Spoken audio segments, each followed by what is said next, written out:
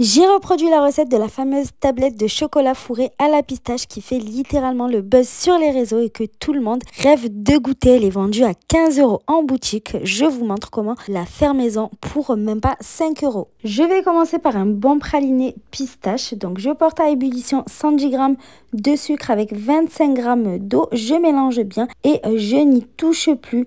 Je vais ensuite porter le sirop à 121 degrés. Si vous n'avez pas de thermomètre de cuisson, comptez 2 à 3 minutes après le point d'ébullition.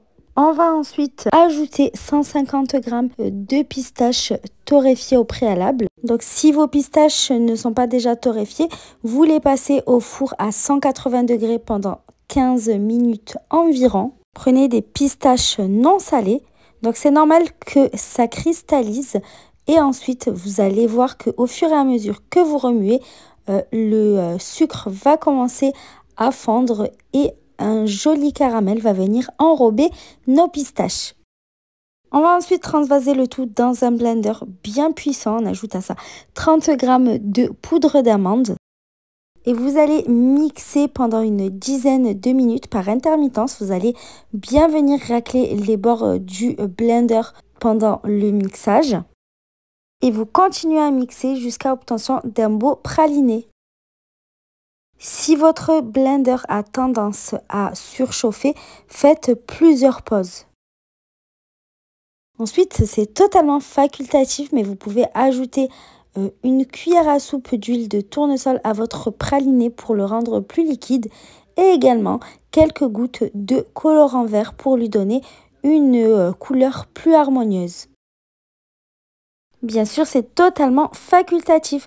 On va ensuite prendre 50 g de pistaches qu'on va écraser grossièrement. On va ensuite les ajouter à notre praliné. Ça va ajouter de la texture. On mélange bien nos pistaches concassées dans le praliné. Et on va par la suite écraser également grossièrement des crêpes dentelles. Donc vous en mettez 3 à 4 paquets. On va bien mélanger. La garniture à la pistache est prête. On la laisse de côté. On va ensuite faire fondre 250 g de chocolat au lait. Utilisez un bon chocolat de qualité. C'est ce qui rendra votre tablette exceptionnelle. J'ai fait fondre mon chocolat au bain-marie, mais vous pouvez le faire également au micro-ondes. J'ai pris ensuite des petits moules tablettes comme ceci. Si vous n'avez pas de moule tablette, vous pouvez très bien le faire dans le fond d'un moule à cake. Ce sera certes moins esthétique, mais le goût sera le même.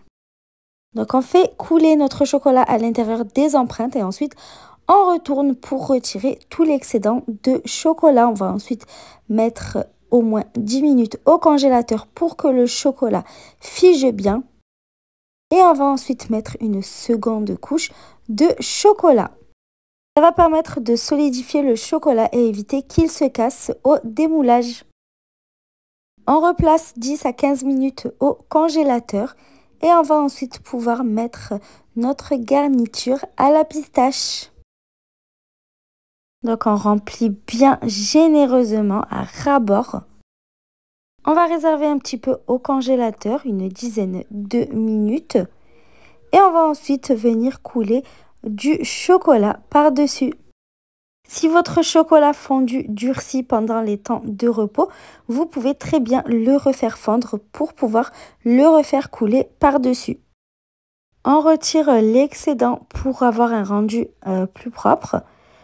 On réserve ensuite environ 20 minutes au congélateur et on va pouvoir ensuite démouler très facilement. On retire l'excédent à l'aide d'un couteau. Et la tablette extra gourmande est prête à être dégustée. J'espère que la recette vous a plu.